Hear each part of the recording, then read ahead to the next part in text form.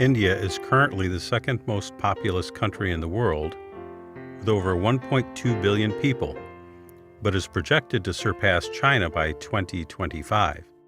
India has one-third the land mass of the United States, comprised of 28 different states and 7 union territories. The national language of India is Hindi, but there are 18 official languages and hundreds of other dialects. According to the Constitution of India, the nation is a secular republic. Indian citizens are free to follow any religion and faith. However, Christianity is not well accepted in the society. To this day, Christianity is regarded as a Western religion. India has created a platform for many religions from all over the world, the main ones being Hinduism, Islam, Sikhism, Buddhism, Jainism, and Christianity. Over 82% of Indians practice Hinduism, 12% practice Islam, 2.5% practice Christianity, 2% practice Sikhism, and 1.5% practice other religions. Of the nearly 3% Christians, less than 1% are truly born again. Hinduism, being the most prevalent religion, is based on the worship of over 33 million gods and goddesses. The central pillar of Hinduism is founded on the assumption that good works produce favor with God. Yearly, the Hindus go on a pilgrimage to holy temples all around India for the sake of achieving nirvana in the cycle of rebirth. While India is economically and culturally thriving, it is spiritually barren and ripe unto harvest.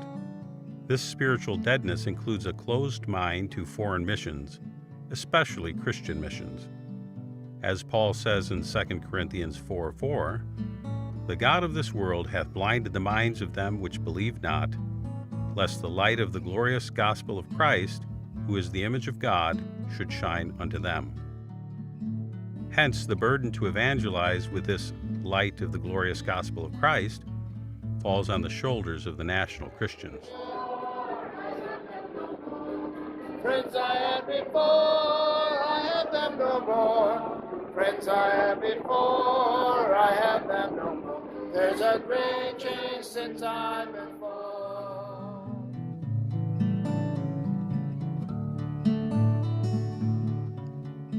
Philip is thankful that God has called him out of this pagan country to reach the people of India for God's glory. Philip was born and brought up in the southern part of India, Tamil Nadu. He was privileged to be born into a Christian home. One Sunday morning, he heard the clear presentation of the gospel and accepted Christ as his personal Savior and God. After high school, he joined South India Baptist Bible College for theological studies. Philip heard a message based on Matthew 9:37 through 38. "The harvest is truly plenteous, but the laborers are few. Pray therefore the Lord of the harvest that he would send forth laborers into his harvest." The Lord burdened his heart to surrender his life for full-time vocational ministry. A few years later, he began teaching at South India Baptist Bible College. The Lord then led him to pursue his doctoral studies in the United States. During this time, he met his future wife, Sophie Cherian. Sophie grew up in a pastor's home in Bangalore, India. She accepted Christ as a little girl while in a kids program. It was then that Sophie saw her personal need for a relationship with Christ. The Lord has blessed Sophie and Philip with a daughter, Natasha, who is now 13 years old.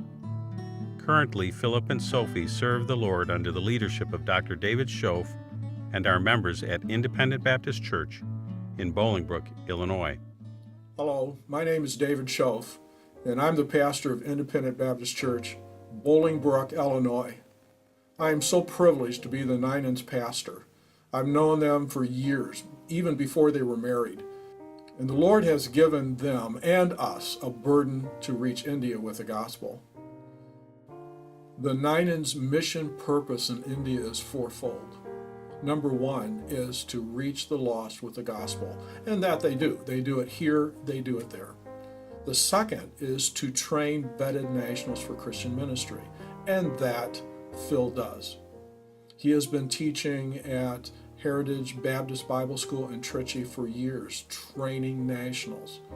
The third is to establish independent Baptist churches with those who are prepared.